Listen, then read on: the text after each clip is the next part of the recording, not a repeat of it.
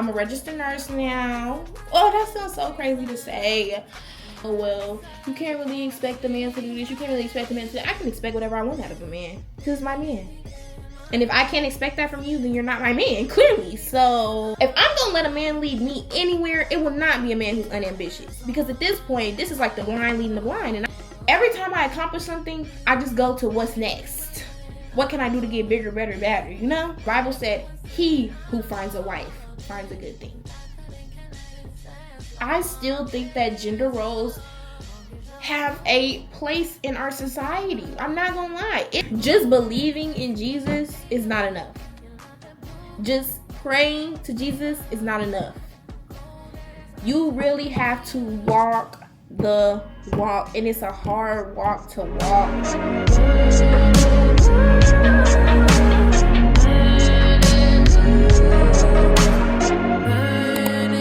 Hey guys, welcome back to my channel. If you don't know me, my name is Denasia, but you can call me Nay, and that is no E. So today's video is going to be a girl talk. So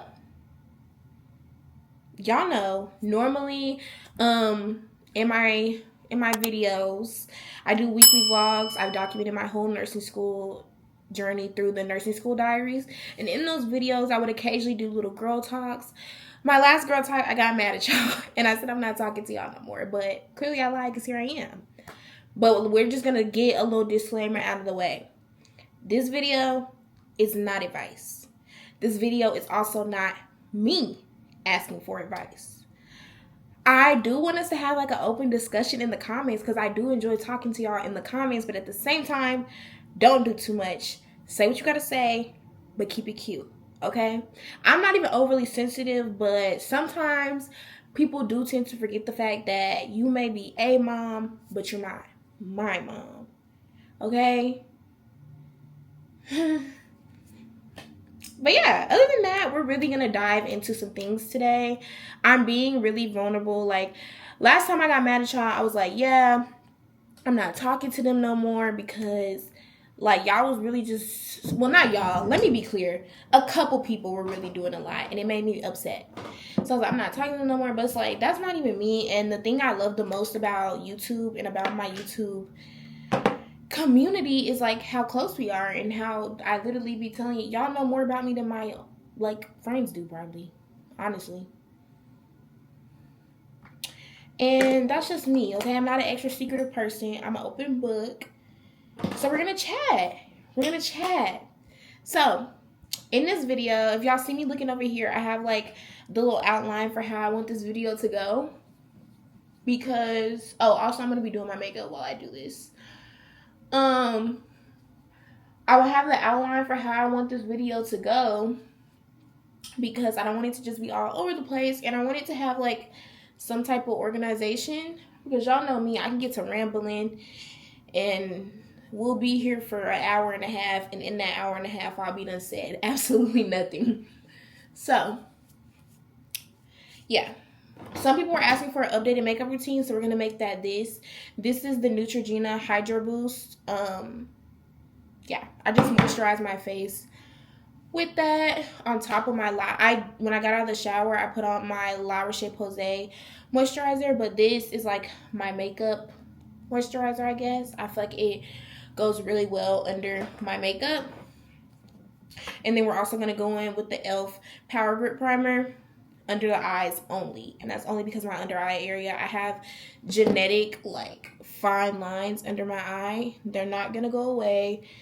They're genetic. I've had them since I was little, so there's nothing I can really do about them. The only thing that I could probably do to get rid of them, or to make them, I don't even know if we'll get rid of them, but to make them look better, is under eye filler. And I am just not getting anything put in my face. I'm sorry. Some people's goes good, but I've seen a bit too many go bad. I'm not getting anything put into my face. I will never mess with my face. I'm not getting my lips done. I'm not doing any of that, okay? My face card is T. That's my opinion. And I'm just going to take what God gave me and work with it, okay? If it's not nothing natural I can do, like, it just won't get done. So let's start with nursing, because that is what most of y'all know me for. That's what most of y'all found my channel in me doing. So I think it's like only fair that we start with nursing. So, yes, y'all know, and if you're new here, you may not know, I graduated nursing school, I want to say maybe like 2-3 weeks ago. It was probably like 3 weeks ago now, because I graduated on the 7th, and the day that I'm filming this video is the 29th. So yeah, it's like almost exactly 3 weeks. And I passed my NCLEX like a week and a half ago. So I know you're probably like, wait, that math is not adding up, y'all.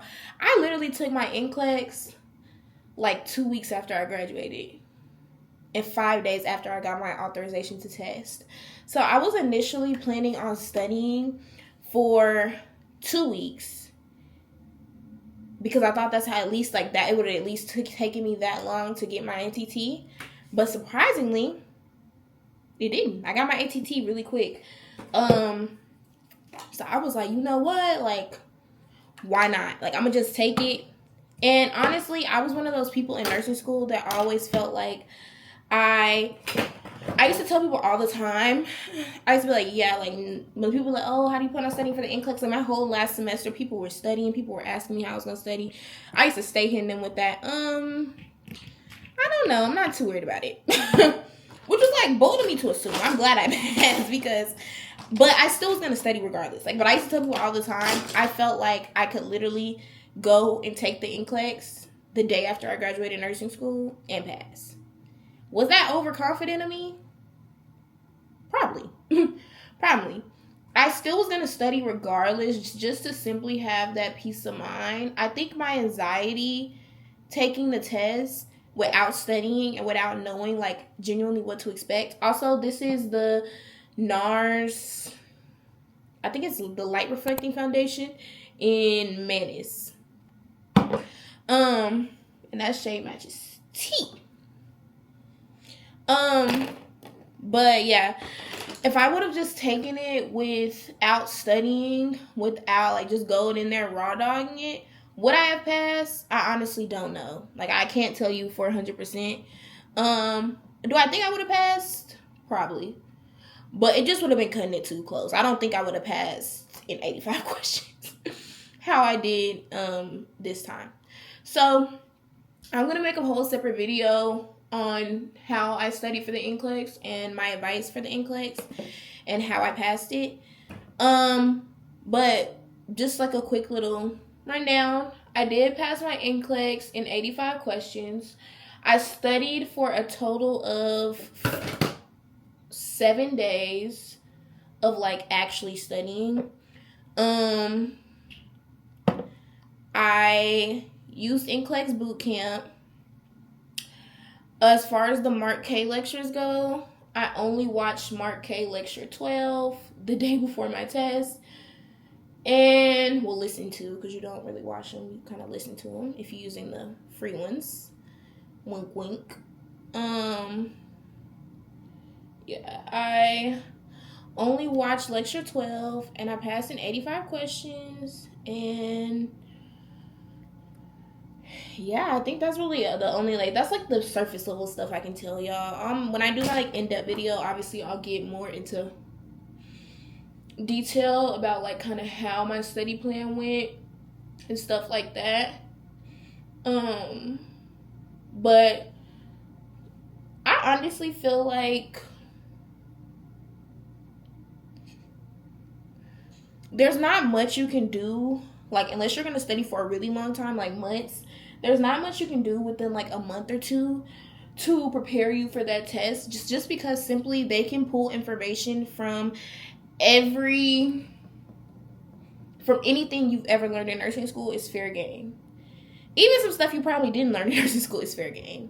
So like, with that being said, I feel like the most important aspect of passing the NCLEX and of your NCLEX studying is going to a credible nursing school that actually teaches you and is not just like a money grab. Like, my school, I feel like, did a very great job in preparing me for the NCLEX, I had critical care exams that were 10 times harder than the NCLEX. So, with that being said, I felt like it was fine. Moving on from NCLEX. So, what's next? I'm a registered nurse now. Oh, that sounds so crazy to say. I'm a registered nurse now. I start my job in October. So the first week of October. I also had to move my Jamaica trip to October 1st through the 4th. So it's literally going to be like, I go to Jamaica October 1st through the 4th. I have like a day off, and then I start my job the next day. So it's literally insane. But I'm not too worried about it.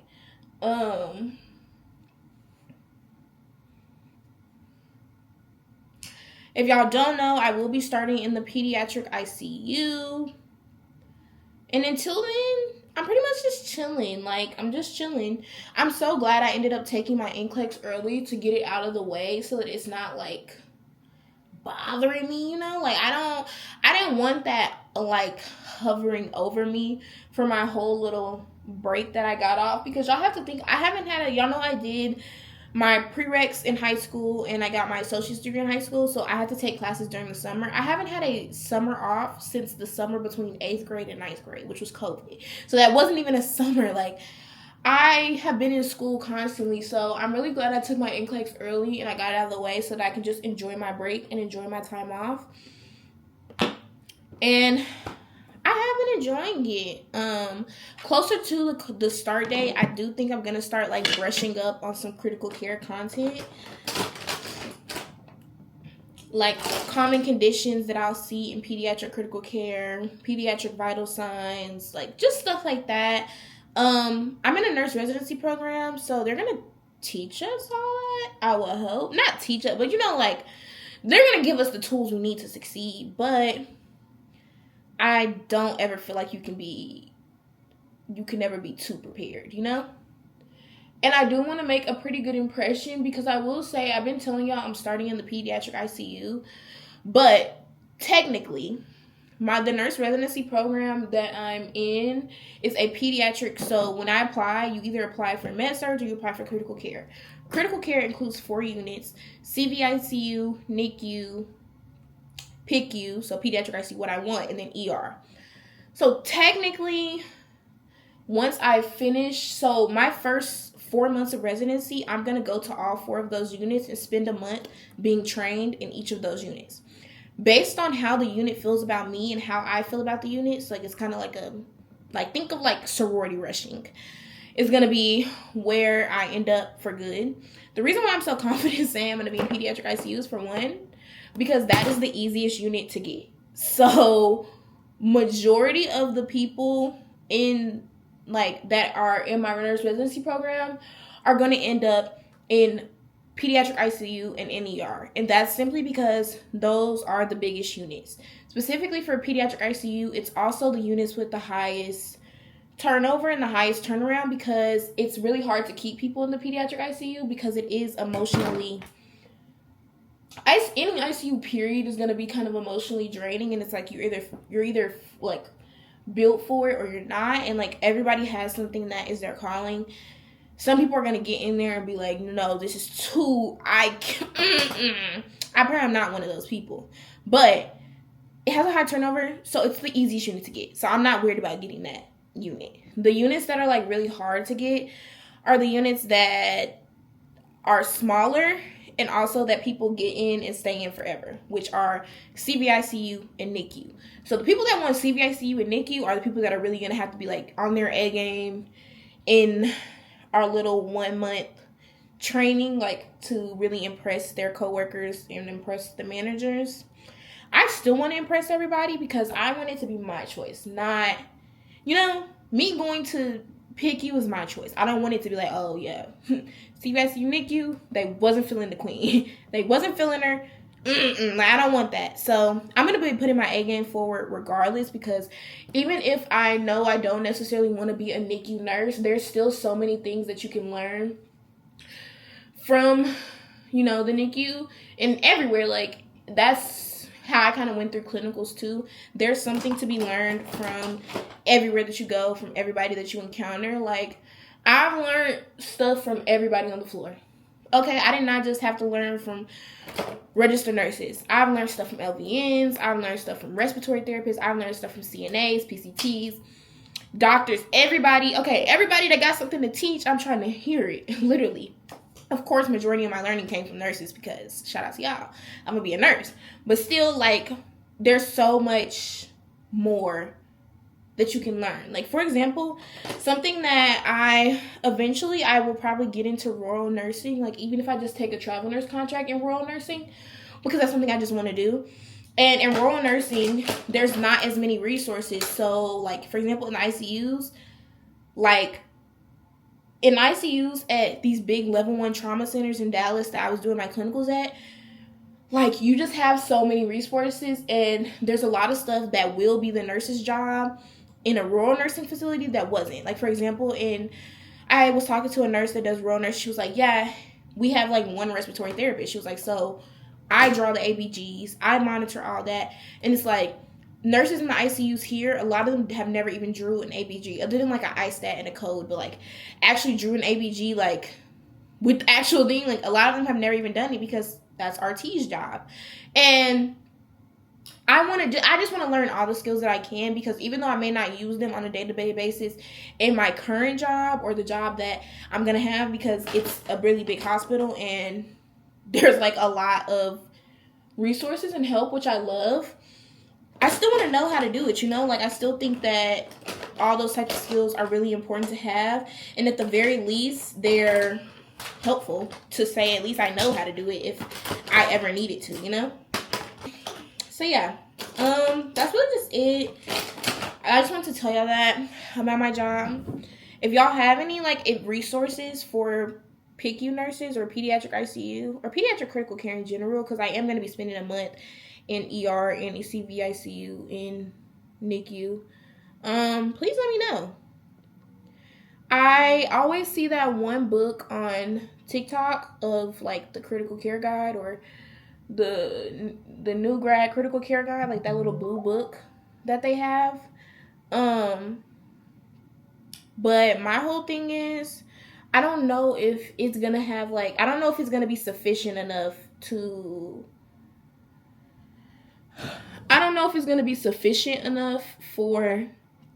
pediatric critical care, because peds is, like,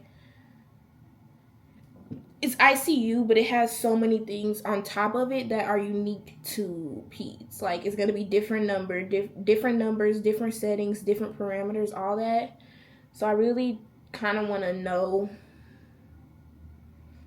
all of it. And then, like, also, like, I was telling somebody, like, it's kind of easy to it's easier to transition from what I've been told, from PICU to ICU than it is from ICU to PICU, because in PICU, I still have to learn all the adult parameters and all the adult ranges and stuff like that, because in my PICU, you can be anywhere from 1 to 21. So obviously 21-year-olds, I'm going to have to know the adult parameters. So I'm still going to have to know all the regular ICU stuff on top of additional things that are unique to pediatrics, which I love, and I'm glad that I'm going to have that knowledge base. But yeah, I think that's really all I wanted to say about my job.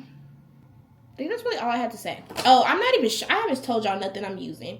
Okay, so the only thing I used the Made by Mitchell curve case, and I just used shade Chocolate Charm. I use Chocolate Charm the most, and then sometimes I also use Shade and Laid. So I pretty much use these two. Sometimes these three if I'm doing for, like, a deep glam. But if I'm going for something bronzy, I pretty much keep it with Chocolate Charm. Chocolate Charm is so tea. It almost has, like, a little red to it, but it looks really good on my skin. In my opinion, it makes me look, like, cute and bronzy, and you'll be able to see more at the end. But I think it's super cute. Super cute. Let's talk relationships. So, last time we talked about this, I got upset and I said I'm never talking to y'all again. I'm a liar, clearly, because I'm hearing y'all talk to y'all again. I'm not really gonna say too much. I'm not gonna say too much about my life, but we just gonna get into some things. Let's get into my new criteria for in a man. Okay, so I just want to start by saying I'm not dating right now. So I'm actually not. I was open to it previously, to dating, but I'm not anymore actually. And honestly, I was getting annoyed when I was trying to, because I just feel like I don't know what's wrong with men nowadays. I think they want to be the girls. And it's like, if you want to be the girl, that's not going to work for me. That's not, like, I feel like men nowadays, and not even just to put it on the man, I feel like men and women. So I don't want to get too much into this, but I feel like with us like straying so far away from gender roles, I don't like it. I'm sorry, I don't. Now I'm so like pro women. I'm so pro all that, like women's rights, yes, like, but like when I say women's rights, I mean right to work, right to make your decisions for your own body. I still think that gender roles have a place in our society. I'm not gonna lie, if that's what you want. Now, everybody can make their own decisions. Some people decide that they don't want to have gender roles. And by gender roles, I don't mean like, let me think of like something that I don't agree with. I don't mean by gender roles, I don't mean that the man has to go to work every day, come home, he get to go to sleep, do what he want to do, and then the wife is a stay-at-home mom who takes care of it. I don't mean like oppressive gender roles, but like some things, like even like how I've been getting closer to God, which we're going to talk about that too. Like at a biblical standard, there's just certain things that a man is meant to do and that a woman is meant to do. I'm sorry, like men nowadays are just so, I don't know what's going on, guys. Like, and even like when it comes to like men, like I almost feel like men want to be pursued now. Like they want you to approach them. They want you to apply pressure to them. And it's like, no, absolutely not. I'm all for reciprocating energy and, you know, like mutual attraction. We're both putting in effort, but at the same time, the Bible said, he who finds a wife finds a good thing. They didn't say nothing about me finding a husband. No, the man who finds me found a good thing. And then on that same accord, like, I don't know. I just think it's all weird, y'all. Am I tripping? Comment down below if I'm tripping. Like, what is the problem? I don't know. Like, it's just like when I imagine the man that I want to marry, this current, like, these current men that they have out right now for sale are just not it, twin. They're just not it. Like, and then also for me, I feel like it's really weird for me to be dating, like, when I was trying to. I'm not currently, let me make that clear, but when I was trying to, it was really weird for me to be dating because I feel like I have to date people older than me because, like, okay, so y'all know I'm 19. I have a bachelor's degree. I'm like about to start my career. I want someone at that same stage in their life, if not further. I cannot date a 19, well, I can, because I was, you know, but the thing is with him, he, like, with my ex, we have, like, history, and I was already, like, in love with him, so, like, it really wasn't, like, he got a pass, but, like, if I was to get with anybody new, it was not going to be with no, like, sophomore in college. Not that there's anything wrong with that, because they're doing what the average 19-year-old would be doing, like, at this point in their life. But at the same time, like, I just feel like that's not I don't know. I feel like I want someone who's on the same level as me, if not further. If you get what I mean, like if not surpassing me, you know? Because I think the whole point of a relationship, like I'm not one of those people that thinks that you have to be perfect to be in a relationship. Like I feel like a lot of men also push this narrative that like for me to date or for them to date, they have to like I have all this money, be so put together, have this, and this. I don't necessarily feel that way about dating. I feel like, and this, I could be wrong, but I feel like it's more than okay for you to want to grow with your partner. But I do think we have to be kind of at the same, if not similar, starting points to begin with. But like growing with my partner, I think that's such a beautiful thing, like for us to do. And I think that also comes with like the fact that I was in a relationship for so long and I watched him like literally grow up. Like we watched each other grow up, and like that was such a beautiful experience to me, regardless of like, what happened. But it's such a beautiful experience to me. So I think that also like just further emphasizes my mindset that I don't think that you have to just be perfect or at your end goal in life, because I feel like especially for a person like me, I'm kind of an overachiever and I always am moving the goalposts for me. So like I just graduated and it's like now I'm already thinking, what can I do next to level up? I'm never going to be at a point in my life where I just feel like I've accomplished everything I want to accomplish. I'm done. That's just not me as a person. I'm a very ambitious person. That's how I've always been. Every time I accomplish something, I just go to what's next. What can I do to get bigger, better, better, And so like that was never a thing for me, but I feel like that is a thing for a lot of men, and I honestly think that comes from like their own stuff, but also how social media has portrayed relationships nowadays. I was just talking about gender roles and how I think that they serve a purpose, but I also I have not been indoctrinated by like city girl culture. Realistically, unless you are dating like a rapper, scammer, trapper, something of that sort, or somebody who's just very, very blessed, it is unrealistic at my age specifically to say I want to be with a man who can pay all my bills, all his bills, and live the lifestyle that I have created for myself.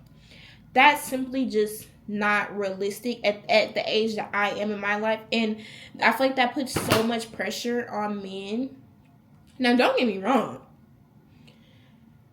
I still think that a man should be able to pay for dates, like stuff like that, because if you can't afford to pay for a date, you can't afford to have a girlfriend.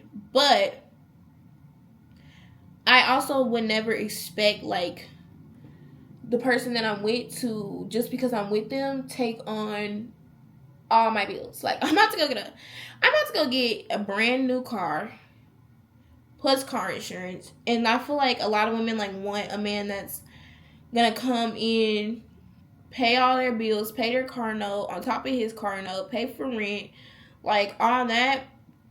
That's just not something I feel like you can expect. And also I feel like our generation puts a bit too much responsibility on boyfriend and girlfriend. Like there's no boyfriend and girlfriends in the Bible, y'all. Like I've always said this before I even started getting closer on my walk with God, but I am not moving in with no man if we're not married.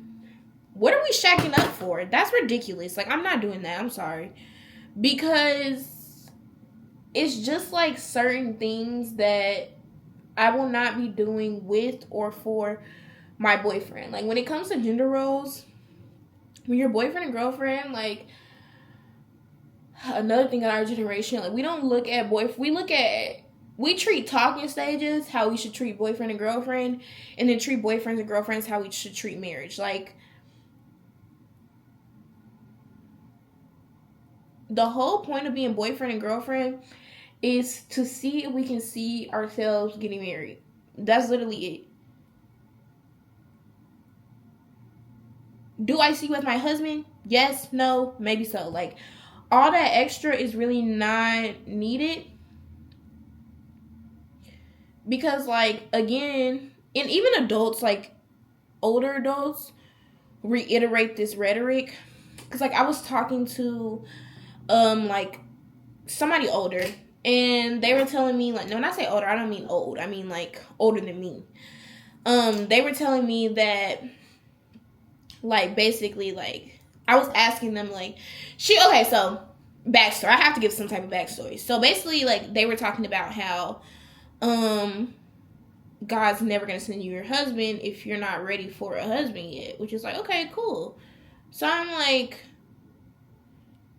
and then, I feel like she was pushing out some pick-me narrative, like, some pick-me rhetoric, but I was just going with it. You know, I'm just listening, trying to see if maybe I'm missing out, because I don't know everything, and that's okay. So, like, maybe I'm thinking about it the wrong way. And she was basically just saying, like, how can you expect a man to marry you if you're not showing him the traits of a wife, which is, like, submissive, all that. Just show me it's only so many traits of a wife you can show without being a wife. Like, I'm sorry, how do you expect me to show my boyfriend that I'm submissive? I'm not submitting to no boyfriend. Now, when boyfriend gets down on one knee and puts a ring on it, we get married, we make it to that altar, and we enter a covenant with and in front of God. Okay, then, yeah. At this point, I should be submitting to this man, which is, like, I don't even know what that means. Like, I still got to get more in my words, so don't ask me about it. Like, but, like, a man should lead, protect and provide, submit, all that. And it's like, we like to call out all these scriptures about marriage that help us further our points, but God says so many things, and God and Jesus say so many things about marriage throughout the Bible. Like, it also says that a man should treat his wife as Jesus treated the church. You know what Jesus did for the church? Do y'all know? Do y'all really know that? Do y'all really want to get into it, what Jesus did for the church? Oh, y'all don't want to go there, okay? But it also says that a woman should be nurturing. She should not ever put her husband, she should lift him up, she should pray for him. Like, so it's like, we all have these responsibilities biblically as to what a man and a wife should be. And I still think they uphold. Of course, they've changed now that we're in a modern time. The core standards haven't changed, but how they're going to be shown is going to be changed. Because when it comes to, like, protect and provide, I don't necessarily think that a man providing means that he pays for everything in my life.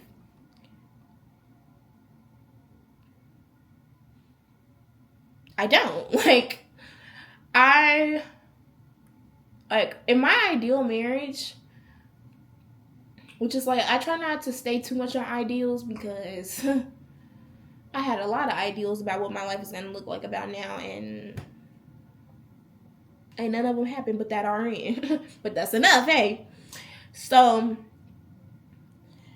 I would, like, financially, I would love I like the idea of, like, a man takes care of the needs and I take care of the wants to a certain standard. Like, if my man can pay all the bills, I can take care of everything else financially. Like, the small stuff, like, if, like, when I have kids, if the kids need stuff, if, like, I love shopping, but, like, I like shopping for other people more than I like shopping for myself. Like, I'm such a big gift giver.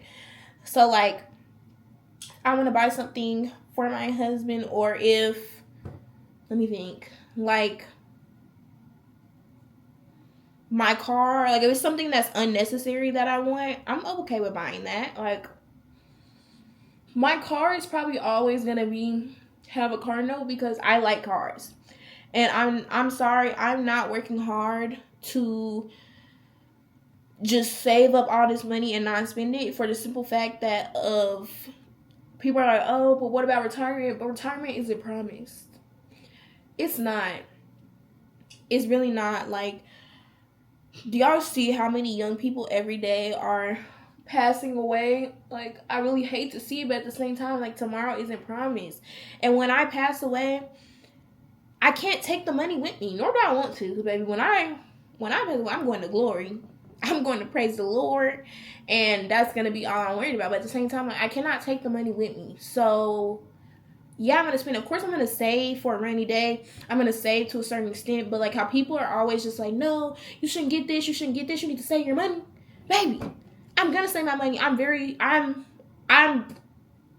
am, but I'm working to be an even better steward of what God has given me and what He will give me.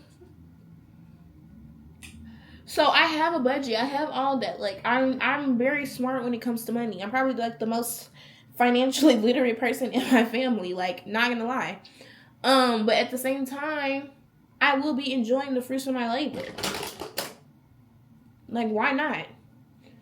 And when I say enjoying the fruits of my labor, I was just talking about in my Keeping Up with A, my new grad nurse diaries. I think it was episode 2. I was just talking about how, like, something I want to do with my new money is I want to sponsor a girl for prom. Like, this year, I don't know if I'll be able to sponsor the whole prom, but, like, every year I just want to keep getting bigger. Like, this year, I want to at the very least pay for a girl's, like, hair or makeup or something like that. Like, something to just lighten the load on a good student who deserves it. Because as much as we like to say, oh, prom shouldn't be this or kids shouldn't be into this nowadays, they are. And I don't ever want a young girl to feel left out because her parents can't afford it, because we are in a recession and things are very expensive. And, like, I feel like when people help people, we always, like, are trying to focus on needs, which, of course, like, needs before wants. But at the same time, wants are important, too. Like, a girl is going to remember her prom for the rest of her life. Like, if not for the rest of her life, at least for that year. Like, because honestly, I don't care about prom that much no more. But last year, my prom was amazing, and my mom worked so hard for it to happen. Like, it did not happen by chance. It did not happen anything like that. Like, my mom literally worked her butt off to make sure that it happened. And she worked so... Y'all, I'm going to cry. Ooh. Hold on. So, like, when I say enjoying the fruits of your labor, I don't mean just buying things. I mean being generous, spreading your wealth, like, impacting the people in the earth around you. Y'all, I'm getting too deep. Hold on. Let's keep it pushing. Anyways, back to my boxes. So, I was just talking about how, like, I need a man that checks the boxes. And low-key, hopefully, the man that checks the boxes is already in my life, and he just is still growing into the man that checks the boxes. If you get what I'm saying. Prayerfully. So, first, man of God. When I say man of God, a lot of people like to use this equally yoked, like, say, oh, we need to be equally yoked, which is true. But at the same time, I'm not a perfect yoke. So equally yoked for me is not perfect. Like, I don't need a man to be a perfect man of God. Like, there's no such thing as a perfect man of God other than Jesus. But I don't need him to be even close to perfect. I don't need him to be the perfect disciple. I just need you to be trying. I need you to be in your word, and I need you to be trying your best to get better every day, because that's all I do. All I can literally do is try to every day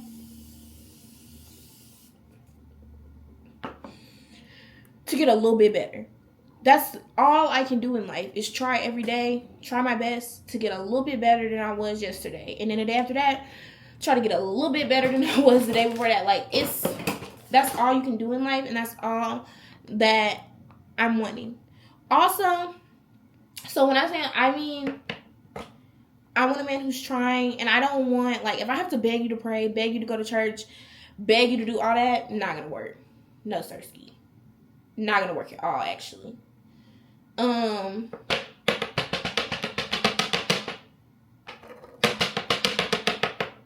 But if you still have sins you're struggling with, me too. If you still have things you're not perfect about, me too. Like, I don't need a man that's one of those, like, you know, the TikTok Christians that are just so perfect. They don't listen to secular music. They in the Bible every day. They don't cuss. They don't go anywhere. They don't party. They don't do nothing. They don't drink. They don't smoke. They don't do none of that. That's not what I need. I just need a man that's trying to be better every day. That's it. That's all. I feel like that's really not too much to ask for at all.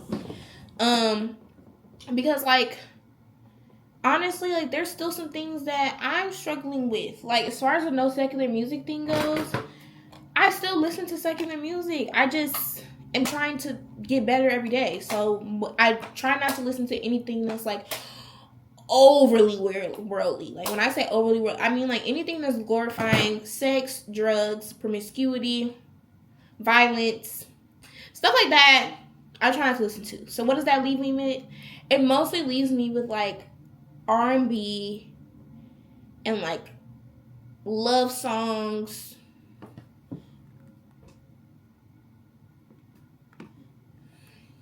Love songs and things of that sort, which I'm not even mad at. Y'all, why my light just go dead? I'm era. Hold on. That's pretty much, like, my thought process behind it. Is, like, I don't know if that makes sense. Also, one thing I cannot have, I'm sorry, I hope this doesn't come across the wrong way, but I can't have one of those, like, being that I've been going more to, like, church places, I've met so many people who do not have a personality. They don't. Like, I can't be with one of those Christian men that thinks that giving your life to Christ means that you can't have a personality, that you can't have fun. Jesus had fun. And if you really get into your word, you'll see. This is about to irritate me.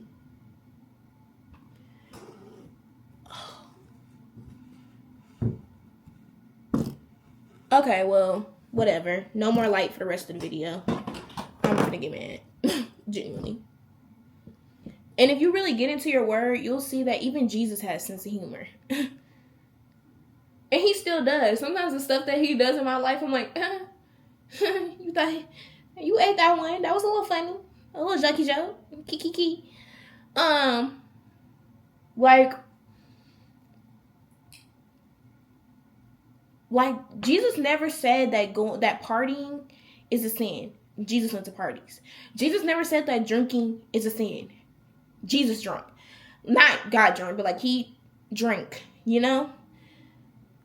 It's everything is in, like, moderation. Now, is getting drunk a sin? Yeah. Like, but having one drink, drinking some wine,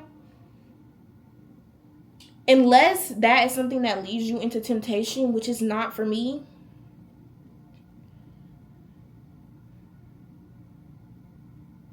like, no.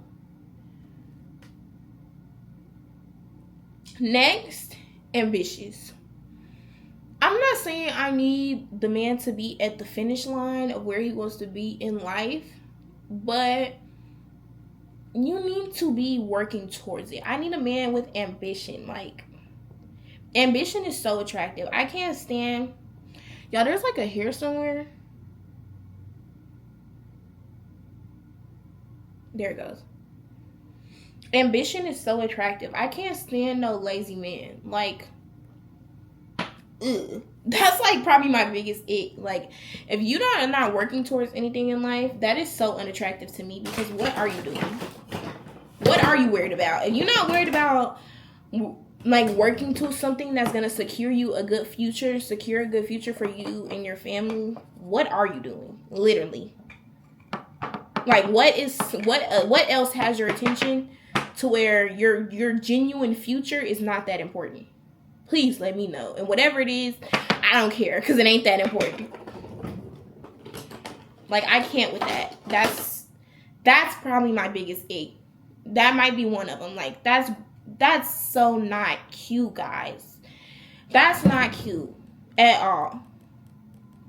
Especially for me, because I'm such an ambitious person. It almost makes it hard for me to respect you. And, like, one thing I've been learning is, like, if I'm gonna be the woman that God called me to be, and that God calls all women to be, which is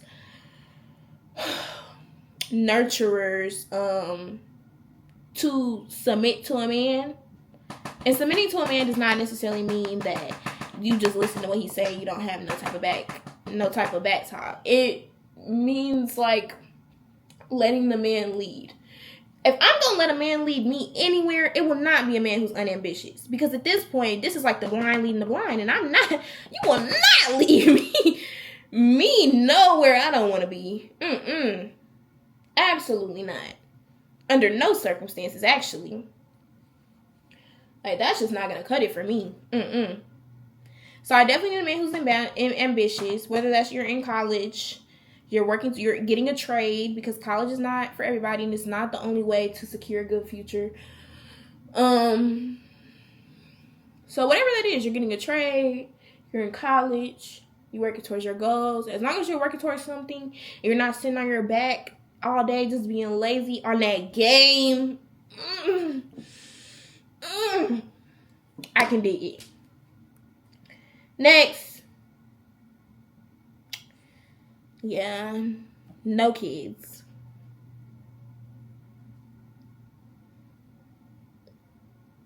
No kids. No kids, no complicated situationships.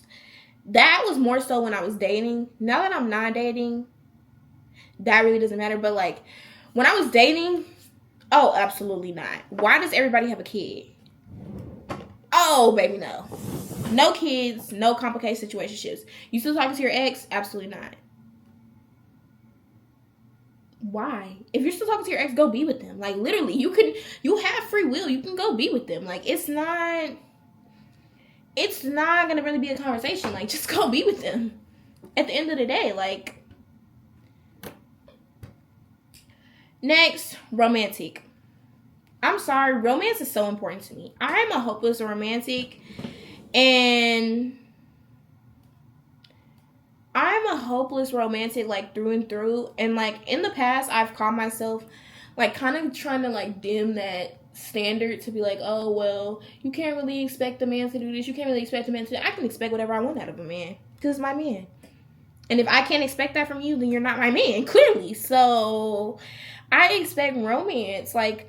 And romance does not even have to involve spending money. Like, I can't say it on here. Well, I can, because I don't think any man is watching my videos. Like, my videos are definitely for the girl. But I will tell y'all, I never tell a man what to do. If he wants to do it, he will. They're not slow. If they like you, they'll figure it out. They'll do it. But I can tell y'all, something I've always wanted out of a man, I want, like, one of those really... Like, I just always wanted this because I think it's just so romantic. I've always wanted, like, a 4-page letter. But, like, when I say letter, I mean, like, pen to paper. Like, not, like... I mean, like, you literally got out some notebook paper and you wrote... You put your heart and your feelings into this letter. And I don't want it for an apology. I don't want it for any of that. I just want it randomly. Or, like, on Valentine's Day or, like, my birthday or something. Like, I just want... Like, I feel like love letters are so sweet. That's so sweet. Like, that's so sweet. Y'all know that's so sweet. Like, that's so sweet. But I need a man like that's him. Like, I don't want him to feel like he's doing stuff just because I want him to. I want him to feel like he's doing it because I'm the light of his life. And, well, no, Jesus is the light of his life. But I'm second. And he just wants to make me feel special. Like, that's just so sweet. You know, I love you gotta be with somebody to write a letter. Especially for me. Like, not really for me because I like writing, but, like, especially a man who doesn't like writing. Now I love you gotta be with somebody to write a letter. Put a pen to paper. You got 4 pages of things that you love about me. What? Stop it. Like, that's cute. Last but not least, serious intentions. And this is the thing that I probably loved the most about my previous person that I was, whatever, y'all seen it. I need a man with serious intentions. If you do not see yourself getting married in the next 2 to 3 years, stay out my line. I'm sorry, you're wasting my time and everyone's around you. Because in my personal opinion, I think everybody should be dating to marry, because that is the end goal. And I feel like in a generation where we have normalized baby mama culture, being a girlfriend for 10 years, shacking up, premarital sex. I'm not saying this from a place of judgment, because all the things, I'm not saying this from a place of judgment, I'm not. But all the things that were made to be done under a covenant of marriage, we have normalized just doing them with any and everybody. I never did it with anybody and everybody. I can say that much. I'm not judging y'all. I'm just saying. But you shouldn't be doing them with anybody who's not your husband. Because it just creates all these bonds that just are only meant to be had between a husband and a wife. And now you have them with this random man, this man, that's not worth Nathan. And I hate that. So anybody who's not looking for nothing serious, oh, baby, please, get out my face. Anybody who's on some let's just vibe your way out of my face. Thank you. Literally vibe your way out of my face. Out of my face. Immediately. My biggest piece of, I said this video is not advice, but if I have one piece of advice for any girls who are my age or younger than me, you cannot change a man. You cannot. I promise you, you cannot change a man. If a man wants to change, he has to do that for himself, and he's going to do it. If he wants to change for you, cool. He can do it, but he's going to have to do it by himself. You cannot change a man, and it's not your job to change a man. You shouldn't even want to change a man. It's not your job. It's Jesus' job to change people's heart, not yours. You're not Jesus, okay? Keep it pushing. The best you can do for a man that needs to change is pray for him and move it along. If they want to change, they would do it on their own. I've seen it firsthand. If a man wants to show you that he's changing, he'll show you that, baby. You don't have to say anything to him. He's going to do it on his own, because they're not slow. As much as men like to put on this front, they're not slow. They're just not. They're not dumb. They're not dumb, and that's okay. Okay? Yeah. I think that's enough about relationships. Friendships. So I've met a lot of people recently, which I've loved. I've loved making those new connections, finding new people, loved it down. But I still feel like I haven't met my friend, if you know what I mean. Like, when I say my friend, I want my friend. Like, I want my friend that is, like, my best friend. I haven't had a best friend. Well, I have a best friend. But, like, you know what I'm saying? Like, we don't even hang out that much. Like, I want a friend that, like, I can hang out with all the time and talk to all the time. And I want to go on trips with her. And I just want us to be besties. And I want her to be genuine and not a weirdo. And I want her to be a woman of God. And I want us to have genuine conversations. And I want to have loyalty. Her to be fun. Our lifestyles to align. So another thing is, like, a lot of my friends, like, are still in school, obviously, because we're the same age. So they're 19, they're still in school. So, like, we're not really on the same schedule, you know? But I am going to go see some of my friends for homecoming, so that should be fun. This last section, let's talk about me becoming the woman that I want to be. So let's start with me trying to grow in my relationship with God. So I grew up Christian, okay?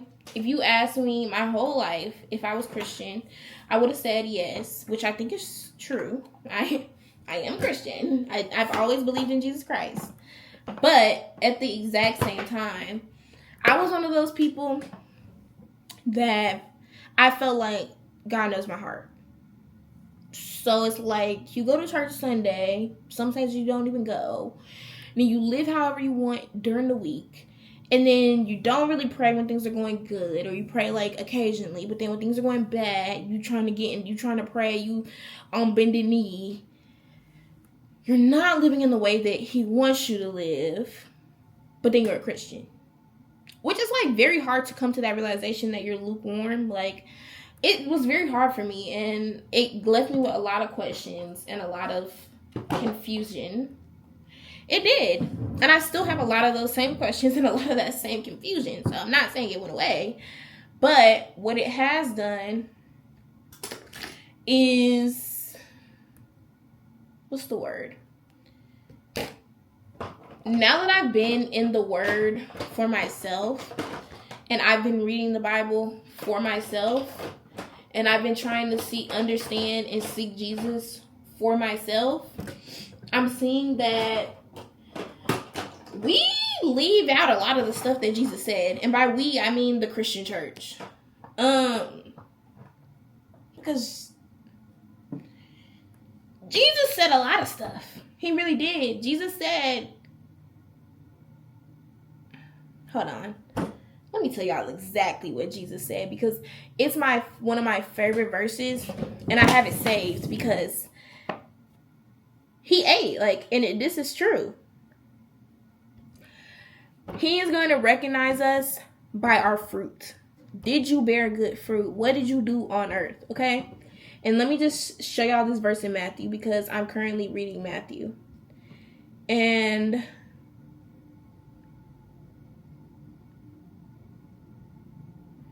so this is Matthew 7:21 through 23. Not everyone who says to me, Lord, Lord, will enter the kingdom of heaven, but only the one who does the will of thy Father in heaven. On that day, many will say to me, Lord, Lord, did we not prophesy in your name, drive out demons in your name, and do many miracles in your name? Then I will announce to them, I never knew you. Depart from me, you lawbreakers. Now I'm going to tell y'all what that said to me.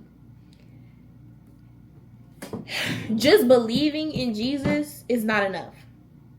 Just praying to Jesus is not enough. You really have to walk the walk, and it's a hard walk to walk. It is hard, y'all. It is hard, and I haven't even been really walking it for that long, and it's hard. And every day I want to backtrack, and every day I want to turn back, but it's like, no. Because y'all will not see me in hell. I'm sorry. Y'all, you just won't. Y'all won't see me in hell, and I hope I don't see y'all either. I hope we can all make it, okay? But y'all will not see me in hell. So anything that I have to cut out of my life, anything that I have to sacrifice, anything that I have to do to get to where God wants me to be, to the point where he can say to me, well done, when I lay that crown at his feet, that is what I'm going to do. And it's going to be a long journey, and I'm never going to be perfect. And he doesn't want us to be perfect. He says, only the one who does the will of my Father in heaven. Those commandments, keep them. Get a relationship with God so that you can hear his voice. I am still working on that, hearing God and actually listening. So it's going to be a journey every day, but I am trying. And that's all anyone can ever do. And like I said, don't even get me too much into it, because I'll cry. And I just did my makeup. But yeah, it's been a really eye-opening journey for me. And I'm just trying, y'all. That's literally my motto for the year. I'm just trying. I'm literally just trying to be better and better every day. That's literally all I can do. So some things that I'm working on, like I said, really walking the walk, living in the way that Jesus intended us to live. I'm working on that.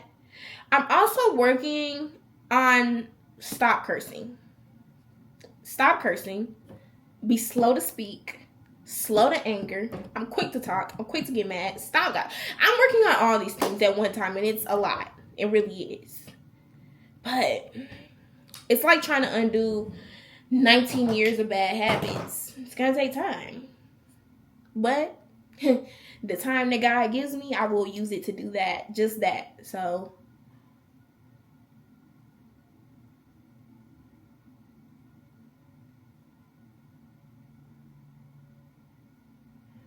yeah. Being more intentional with the things that I say, the things that I do, when I am doing stuff, knowing what is the true intention of me doing this. Really asking I've been asking God to reveal my heart to me, and hasn't he been revealing it? And then on like the personal growth aspect, so y'all know I was in a relationship for like 3 years. And I'm only 19, so I've been in a relationship pretty much the whole time I've been a teen. I'm about to turn 20, so pretty much the whole time I was a teen and I was really living like a teen, I was in a relationship. Hold on. Let me do my eyebrows real quick, y'all. I was in a relationship for 3 years, and during that time, y'all know I'm an only child. So prior to that, I was used to being alone. Like, I found a lot of joy in being by myself. Like, I never really felt lonely ever because I was used to being alone because I was the only child. Like, not to say alone, like, because I had my mom, but, like, spending time by myself was not something that I didn't like or that I felt, I don't know, weird about. Being that I've been in a relationship for the past 3 years and we were kind of like attached at the hip for most of it,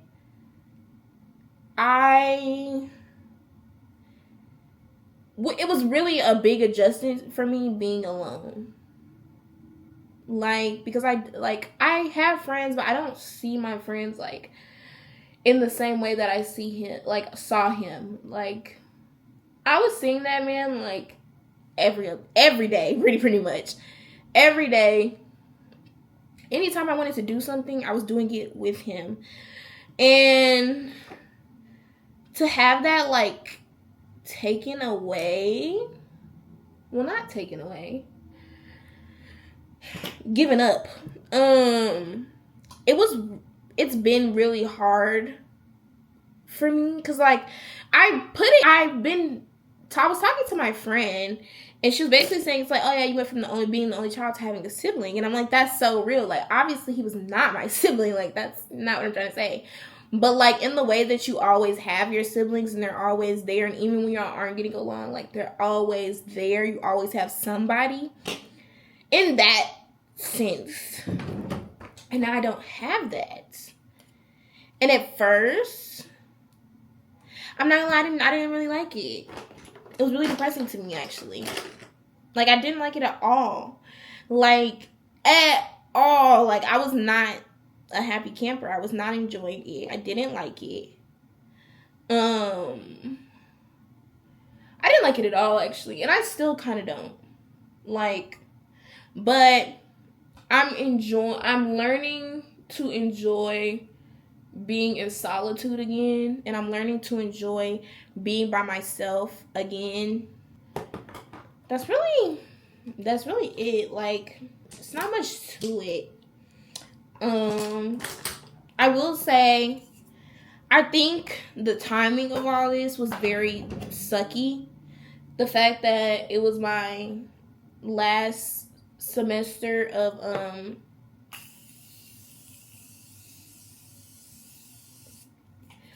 nursing school, I thought I was taking it a lot better than I was because I was busy. So I was busy at first, and I was busy and I was still sad. So I was busy.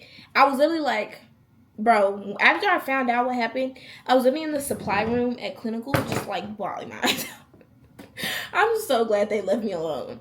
But I was busy, so I felt like I was taking it better than I was, actually, because the second I graduated and I didn't have anything to do,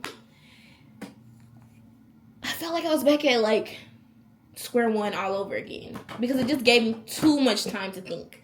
Way too much time to think. Like, I'm overly thinking. It's not that much to think about, sweetheart. Like, at all.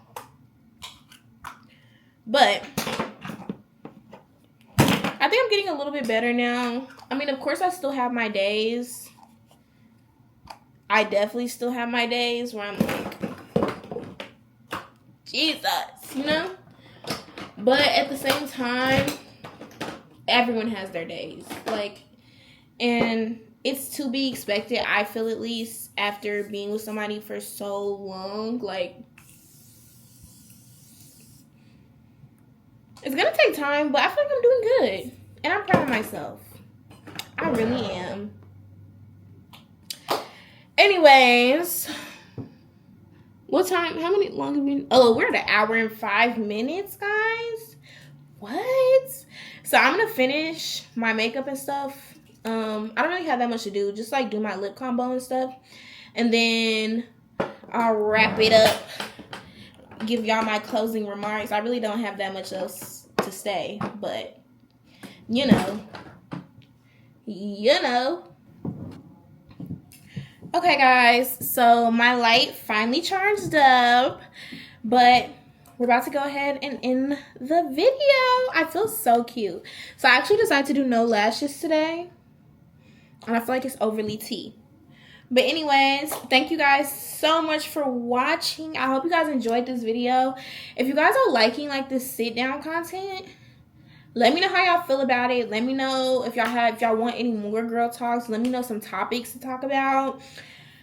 Let's like really just keep the conversation going. I love talking to y'all because y'all know like y'all know me more than my friends at this point. But yeah. I love you all dearly. Let me know in the comments how y'all enjoyed this video. Let me know. I just like to keep that open communication. Y'all know me. I'm always commenting back. I stay in them comments. I'm talking about in it. But yeah. Thank you guys so much for watching. If you enjoyed this video, please make sure that you like, comment, and subscribe. And follow me on Instagram at Denasia Mosley. Follow my business Instagram at RN Influence at DM. RN Influence by DM. Denasia Mosley BSN RN. And yeah, I love y'all. Mwah. I don't even say bye no more. I be like, mwah. No bras.